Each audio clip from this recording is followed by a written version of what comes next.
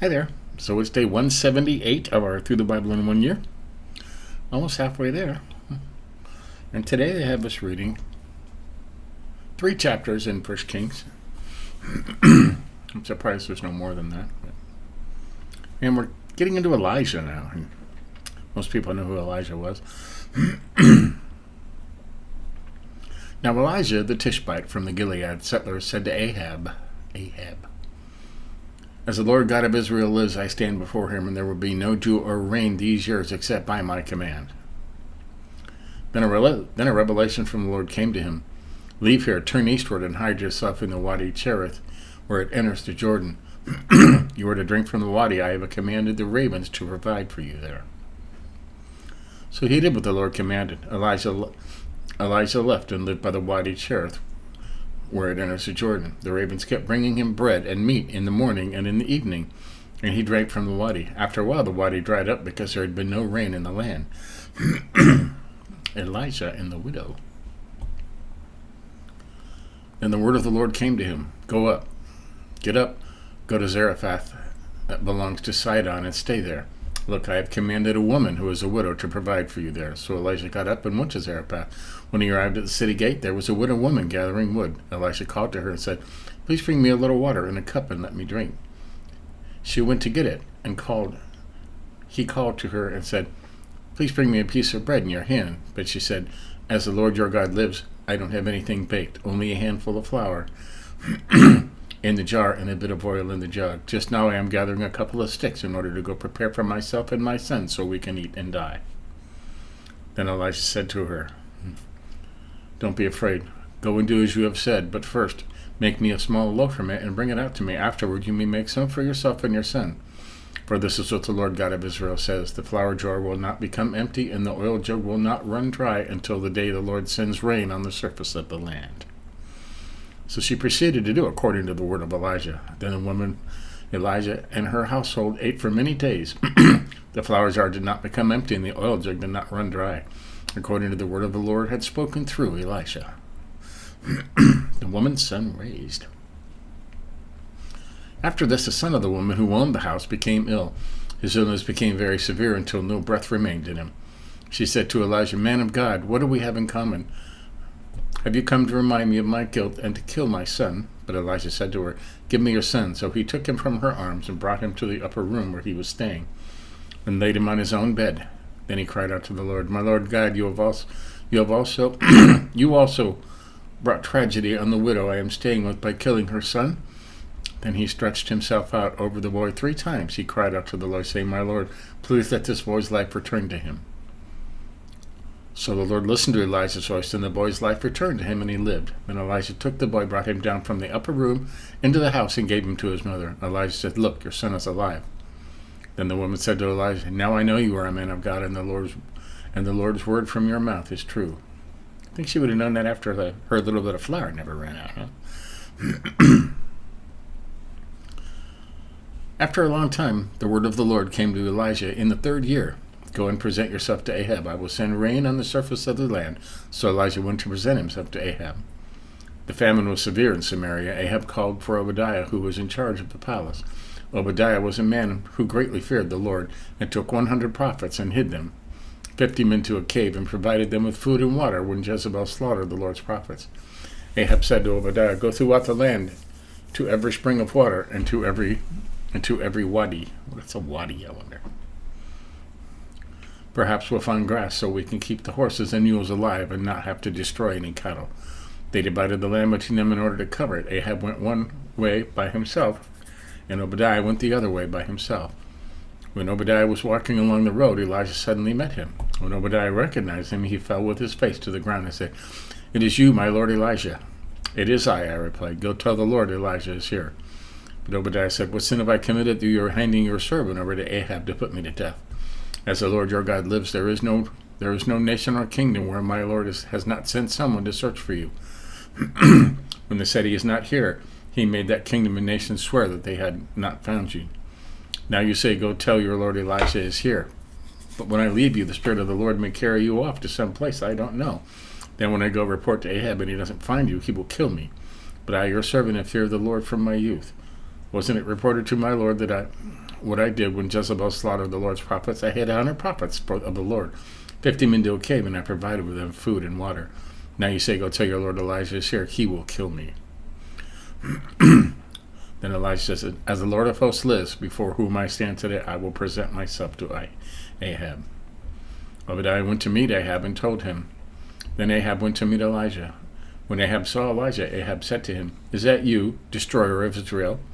He replied, I have not destroyed Israel, but you and your father's house have, because you have abandoned the Lord's commands and followed the Baals. Now summon all Israel to meet me at Mount Carmel, along with 450 prophets of Baal and the 400 prophets of Asherah, who eat at Jezebel's table. Elijah at Mount Carmel. So Ahab summoned all the Israelites and gathered the prophets at Mount Carmel. Then Elijah approached all the people and said, how long will you hesitate between two opinions? If Yahweh is God, follow him, but if Baal, follow him. But the people didn't answer him a word. Then Elijah said to the people, I am the only remaining prophet of the Lord, but Baal's prophets are 450 men. Let 2 bulls be given to us, that they are to choose 1 bull for themselves. Cut it into pieces and place it on the wood, but not light the fire. I will prepare the other bull and place it on the wood, but not light the fire. Then you call the name of your God, and I will call the name of Yahweh, the God who answers with fire. He is God. And the people answered, that sounds good. Then Elijah said to the prophets of Baal, since you are so numerous, choose for yourselves 1 bull and prepare it first. Then call on the name of your God, but don't light the fire. So they took the bull that he gave them, prepared it, and called on the name of Baal morning until noon, saying, Baal, answer us. But there was no sound. No one answered. Then they danced, hobbling around an altar that they had made. At noon Elijah mocked them. He said, shout loudly, for he's a god. Maybe he's thinking it over. Maybe he's wandering away. Maybe he has wandered away. Or maybe he's on the road. Perhaps he's sleeping and will wake up. They shouted loudly and cut themselves with knives and spears according to their custom until blood gushed over them. All afternoon they kept on raving until the offering of the evening sacrifice, but there was no sound. No one answered. No one paid attention. Then Elijah said to all the people, come near me. So all the people approached him. Then he prepared the Lord the altar. Then he had repaired the Lord's altar that had been torn down. Elijah took 12 stones, according to the number of the tribes of the sons of Jacob, to whom the word of the Lord had come, saying, Israel will be your name. And he built an altar with the stones, in the name of Yahweh. Then he made a trench around the altar, large enough to hold about 4 gallons. Next he arranged the wood and cut up the bull and placed it on the wood. He said, fill 4 water pots with water and pour it on the offering to be burned and on the wood. And he said, a second time. And they did it a second time. And he said, a third time. And they did it a third time. So the water ran all around the altar. He even filled the trench with water. At the time for offering at the evening sacrifice, Elijah the prophet approached the altar and said, Yahweh, God of Abraham, Isaac, and Israel, today let it be known that you are God in Israel, for I am your servant, and that your word I have done all these things. Answer me, Lord, answer me, so that these people will know that you, Yahweh, are God, and that you have turned their hearts back. Then Yahweh's fire fell and consumed the burnt offering, the wood, the stones, the dust, and it licked up the water that was in the trench. When all the people saw it, they fell face down and said, Yahweh, he is God. Yahweh, he is God. Then Elijah ordered them, seize the prophets of Baal, do not let even one of them escape. So they seized them, and Elijah brought them down to the Wadi Kishon and slaughtered them there, 450 of them. Elijah said to Ahab, go up, eat and drink, for there is the sound of a rainstorm. So Ahab went to eat and drink, but Elijah went up to the summit of Carmel. He bowed down to the ground and put his face between his knees. Then he said to his servant, go up and look towards the sea. So he went up and looked. It said, there's nothing. 7 times Elijah said, go back. On the 7th time he reported, there's a cloud as small as a man's hand coming from the sea. Then Elijah said, go and tell Ahab, get your chariot ready and go down so the rain doesn't stop you. In a little while the sky grew dark with clouds and the wind, and there was a downpour. So Ahab got his chariot and went to Jezreel. The power of the Lord was on Elijah, and he tucked his mantle under his belt and ran ahead of Ahab to the entrance of Jezreel. Okay. Elijah's journey to Horeb.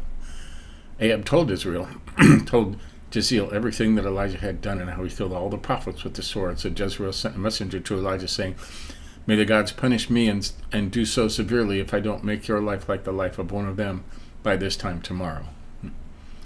Then Elijah became afraid and immediately ran for his life. When he came to Beersheba that belonged to Judah, he left his servant there, but he went on a day's journey into the wilderness, sat down under a broom tree and prayed. that he might die. He said, I've had enough, Lord. Take my life, for I am no better than my fathers. Then he lay down and slept under the broom tree. Suddenly an angel touched him. The angel said, get up, eat. Then he looked, and there at his head was a loaf of bread, baked over hot stones, and a jug of water. So he ate and drank and lay down again. Then the angel of the Lord returned for a second time and touched him. He said, get up, eat, or the journey will be too much for you. So he got up, ate, and drank. Then on the strength from that food, he walked 40 days and 40 nights to Horeb, the mountain of God. He entered the cave there and spent the night. Elijah's encounter with the Lord.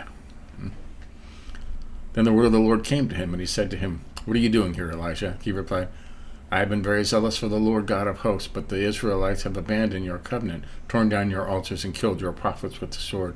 I alone am left, and they are looking for me to take my life. Then he said, go out and stand on the mountain in the Lord's presence. At that moment the Lord passed by. A great and mighty wind was tearing at the mountains and was shattering cliffs before the Lord, but the Lord was not in the wind. After the wind there was an earthquake, but the Lord was not in the earthquake. After the earthquake there was a fire, but the Lord was not in the fire. After the fire there was a voice, a soft whisper. When Elijah heard it, he wrapped his face in his mantle and went out and stood at the entrance of the cave. Suddenly a voice came to him and said, what are you doing here, Elijah? I have been very zealous for the Lord God of hosts, he replied, but the Israelites have abandoned your covenant, torn down your altars, and killed your prophets with the sword, and I alone am left, and they are looking to take my life. Can we do this already? And the Lord said to him, go and return by the way you came to the wilderness of Damascus. When you arrive, you are to anoint Hazael as king over Aram. You are to anoint Jesu, son of Nimshi, as king over Israel, and Elisha, son of Shaphat, from Abel-Mahoth, as prophet in your place. Then Jehu will put to death whoever escapes the sword of Hazael, and Elisha will put to death whoever escapes the sword of Jehu. But I will leave 7,000 in Israel, every knee that has not bowed to Baal, and every mouth that has not kissed him. Elijah left there and found Elisha, son of Shaphat, as he was plowing. 12 teams of oxen were in front of him, and he was with the 12th team. Elijah walked by him and threw his mantle over him. Elisha left the oxen, ran to follow Elijah, and said, please let me kiss my father and mother, and then I will follow you. Go on back, he replied, for what have I done to you? So he turned back from following him and took the team of oxen and slaughtered them. When the oxens wouldn't yoke and plow, he cooked the meat and gave it to the people, and they ate. Then he left and followed Elijah and served him. There you go. Elijah and Elisha. They were amazing people, huh? And we're going to continue that story tomorrow. All right. Cool. Very cool. So there you have it. That was an easy day. June 26th, day 178. So we'll continue this tomorrow. Stay tuned later. We're studying Romans, and we do that in the evening. So if you get a chance, listen to that. Otherwise, we'll see you then. Bye.